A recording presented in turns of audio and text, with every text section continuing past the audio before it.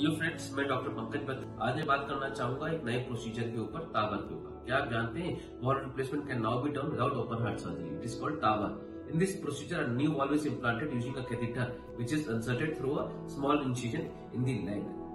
It is ideal for patients who are at very high risk for conventional surgery like aortic valve replacement, especially elderly patients जिनमें surgery की जरूरत है but surgeon हाथ लगाने से मना कर देता है कि वो ऑपरेशन नहीं झेल सकते, तो उनमें ये आइडियल है।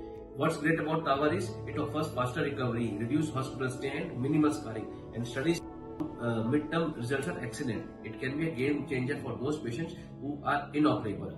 So if you are experiencing a cardiac symptoms like chest pain, chest heaviness, breathlessness, shortness of breath, fatigue or loss of consciousness, it's a time to consult your cardiologist. Thank you.